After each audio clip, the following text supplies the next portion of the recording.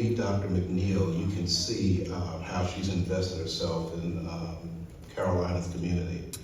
She is kind of a touchstone for many of the scholars that go through UNC who are interested in African American history, and particularly history around the civil rights movement and those subjects. In a way, she manifests this notion of paying it forward, and I think she would tell you that everything that she does to support young scholars, scholars who are in the middle of their career, and other scholars that may be struggling with how to negotiate the university community, they always know that they have an ear that's there to listen to them, and an advocate who is not afraid to march into an office and advocate on the behalf of people who may not feel comfortable advocating for themselves.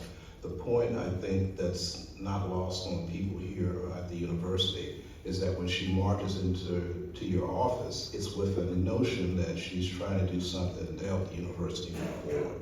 She never forgets a birthday, she never forgets a holiday. She's one of the few people on UNC's campus who sends Halloween cards.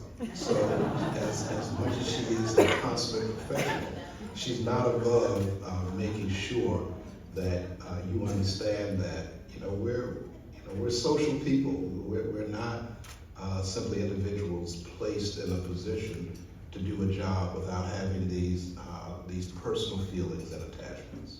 The administration depends on her, the students depend on her, other faculty depend on her, and because she brings that kind of prestige to the university, this award, I think, is not only truly fitting, maybe a little past due. She won't be forgotten. And it's not because things have been named for her. It's not because, she gave huge millions of dollars. It'll be because of the way she touched individuals across generations. That's what makes you memorable here. And that's also one of the reasons why I went into history, because I wanted to be like her. So she's a memorable individual. I think she's left an indelible mark on her department and on particularly the African American community, but the community writ large for various reasons, but most of all because of the kind of person she is. For Dr. Genna Rae McNeil, my good friend and colleague, my sister, I want to thank you personally, and as well as personally, I want to thank you on behalf of the hundreds and thousands of students, faculty, staff, community folk that you've helped over the years, people that you've guided in their own work, people who have benefited from your work and generosity. And I also want to say that we love you, that we are happy that you continue to do the great and important work that brought you this particular honor today. Please know that we are always here, we'll always remember you, and we will always remember that you were in our corner every step of the way. Thank you once again. Congratulations on receiving this award.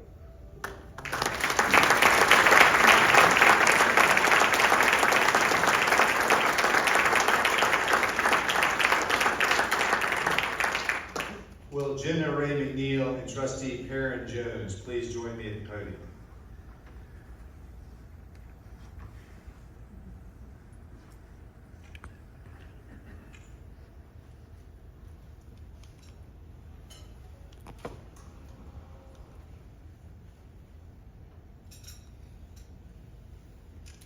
Now I'd like to say thank you for the book that you gave me.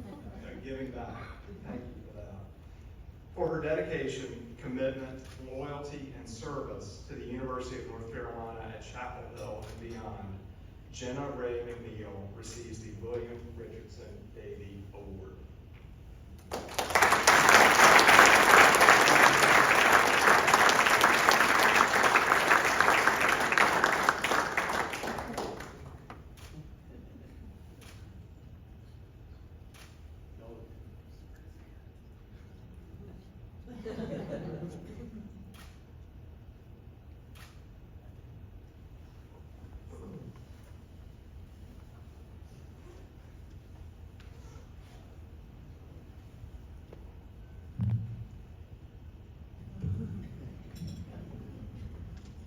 Thank you, Trustee Jones.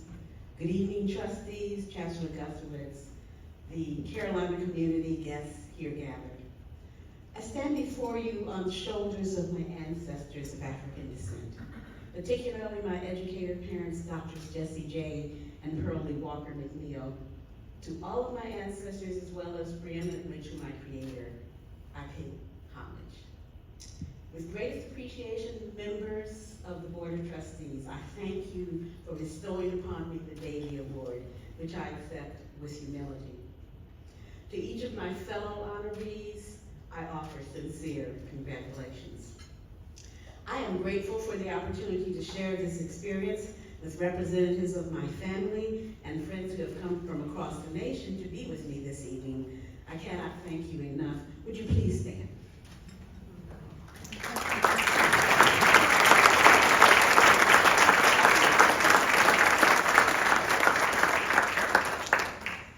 I invite all gathered this evening imaginatively to time travel with me to hear William Richardson Davie in the 18th century, when chartering this first public university, sagaciously stated it to be, and I quote, an indispensable duty to fit the rising generation for the honorable discharge of the social duties of life. Next, hear him charge the trustees to do, and I quote again, all things necessary for the promotion of learning and virtue. Now taking a quantum leap to 2023 with me, may we joyfully all observe that today, beyond what possibly could have been imagined in the 18th century, this selection of Davie honorees can rightly be construed as symbolically promoting virtue and learning. Nevertheless, because I taught constitutional as well as U.S. and African American history here, and my training is in both history and philosophy, I humbly ask that you count it not robbery of your time that I share an urgent concern. It is that not enough of us in this multiracial nation are engaged in that of which Davie spoke, empowering rising generations to discharge honorably, which I interpret as ethically, their social duties in our society. Yet, as Martin Luther King Jr. has eloquently enunciated, we are caught in an inescapable web of mutuality. I stand before you not so much as an individual as essentially the beneficiary of my people's ongoing struggle, committed to objectives of complete freedom, complete justice, complete equality, and complete immediate recognition of respect as human beings, as Malcolm X adroitly articulated. I am as well the embodiment of the dissents of Justices Jackson, Kagan, and Sotomayor within the context of the recent wrongly decided affirmative action decision of the U.S. Supreme Court. Whereas I am proud of what God has enabled me to achieve and I was qualified to be admitted to any university, please know that for me and countless other African Americans, it was the Black liberation struggle and actions of progressives of all races supporting affirmative action that established a short-lived paradigm shift from anti-Black review practices in admissions and or mere tokenism to more inclusive opportunities in higher education. Without these, I would neither be a University of Chicago PhD nor a professor of more than 30 years at this institution. This nation has never structurally and constitutionally either provided a just remedy for the racist oppression of people of African descent, formerly enslaved, and their descendants, or eliminated irrevocably by law perpetuation of the advantages attendant to beliefs in white superiority and Black inferiority under which we still live. Nonetheless, we are told by the Supreme Court that we must now pretend systemic racism and implicit bias are no longer pervasive, and that African Americans have achieved sufficiently equal standing to warrant the courts mandating in college admissions a race-neutral application of the 14th Amendment's Equal Protection Clause. I confess that this takes me off the familiar path of award ceremony etiquette, but I cannot take my seat without, as an historian, sharing this fact. People of goodwill who seek equal protection of the laws for all have been misled by the Supreme Court's ahistorical reading of the 14th Amendment's Equal Protection Clause and the amendment's original intent. Consequently, with the court's decision, the American people are being told that the U.S. Constitution mandates perpetuation of a systemic racist status quo and African American subordination. We are all at different places in our life journeys, but we live in one nation, as Dr. King reminds us, tied in a single garment of destiny. Although my time, I know, has expired, I sincerely hope that you will extend grace that you might hear what I humbly offer before I leave the podium. There is an urgent need for civil discourse and conversations that are grounded in not only a truthful, full accounting of this nation's history, but also studies of ethics and social philosophy, particularly the writings of John Rawls, William Frankena, and UNC's own Bernard Boxell. These philosophers, in part, would have each of us understand this one thing. Although the basic principle of justice is equality of treatment, two ethical principles, justice as fairness and beneficence, justify different and unequal treatment of those oppressed and those who are objects of discrimination, on the grounds that it will promote greater equality and a better society focused on the common good in the long run. Finally, please know I am enormously grateful to the trustees for this award and also grateful for your patience.